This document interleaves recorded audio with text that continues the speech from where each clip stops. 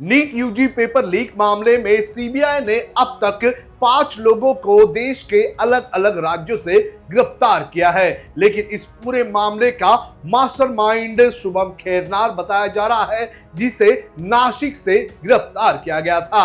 आपको बता दें कि शुभम खेरनार को आज सीबीआई की विशेष अदालत के सामने मुंबई में पेश किया गया और उसके बाद अब सीबीआई उसे दिल्ली लेकर जा रही है, जहां पर इस पूरे मामले की पूछताछ उससे की जाएगी। आपको बता दें कि शुभम इस पूरे मामले का मास्टरमाइंड बताया जा रहा है और उसका कनेक्शन इंटरस्टेट नेटवर्क से भी बताया जा रहा है। इस वीडियो में मैं आपको बताऊंगा कि किस तरह से लीक हुआ पेपर जो है उसने ट्रैवल किया और क्या मॉडस ऑफ ऑपरेंडी जो है वो शुभम और उसकी गैंग ने इस पेपर लीक को लेकर इस्तेमाल की थी।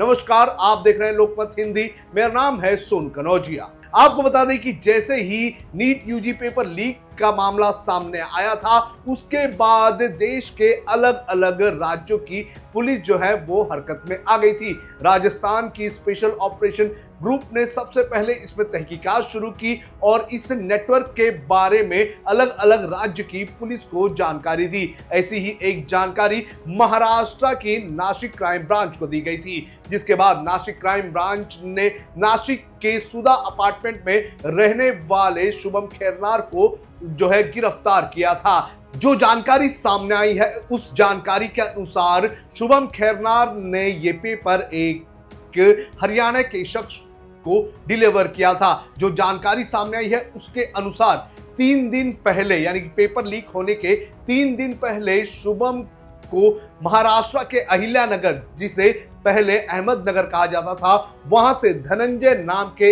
एक शख्स से ये पेपर हासिल हुआ था। उसके बाद उसने रोड का रास्ता इस्तेमाल करते हुए वो पेपर को वो पुणे लेकर गया और पुणे से वो नासिक चला गया और नासिक में उसके घर पर हरियाणा का एक शख्स पहले से ही इंतजार कर रहा था और उस पेपर को उसने हैंड ओवर कर दिया और उसके बाद हरियाणा के इस शख्स ने इस पेपर को अलग अलग स्टूडेंट्स को बेचने का काम किया है। जो जानकारी सामने आई है उसके अनुसार इस पेपर को लगभग 10 से 15 लाख रुपए में बेचे गए हैं और ऐसा करके लगभग बताया जा रहा है कि 50 करोड़ के आसपास कथित तौर पर कमाई की गई है। आपको बता दें कि कई सारे स्टूडेंट्स ने मेहनत की, लेकिन एक बार फिर से पेपर लीक हो गया। इस पूरे मामले में इंटरस्टेट कनेक्शन होने की भी जानकारी सामने आ रही है। कहा जा रहा है कि शुभम जो है वो 30 वर्षीय है और वो खुद को BA MS का स्टूडेंट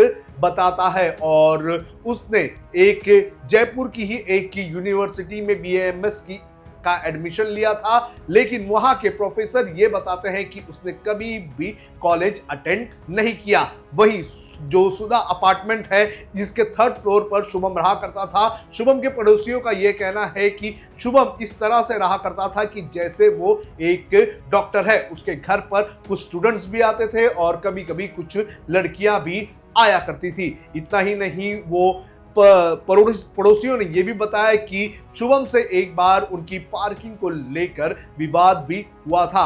आपको बता दें कि जिस कार में कथित तौर पर यह बताया जा रहा है कि ये पेपर ट्रांसफर हुए थे, वो कार भी इस बिल्डिंग के बाहर खड़ी थी। शुभम इस बिल्डिंग में सुधा अपार्टमेंट में लगभग 3 से 6 महीने के पहले से रह रहा था और वो इस तरह से रहता था कि किसी को उसके बारे में कोई भी जानकारी नहीं है। ये भी जानकारी जांच में सामने आई है कि शुभम का कनेक्शन जो है वो कुछ साल पहले उत्तर प्रदेश के एक शख्स से हुआ था और फिर उस उत्तर प्रदेश के शख्स के साथ काम करने के बाद उसका नेटवर्क जो है वो अलग अलग राज्यों में फैल गया। जो सीबीआई जांच कर रही है उसके मुताबिक ये नेटवर्क जो है वो देश के कई सारे राज्यों में फैला हुआ हो सकता है, जिसमें हरियाणा, उत्तर प्रदेश, बिहार, महाराष्ट्र, केरला, तमिलनाडु, ऐसे कई सारे राज्य हो सकते हैं। इस मामले में 5 लोगों को गिरफ्तार किया गया है और भी कई लोगों से पूछताछ की जा रही है।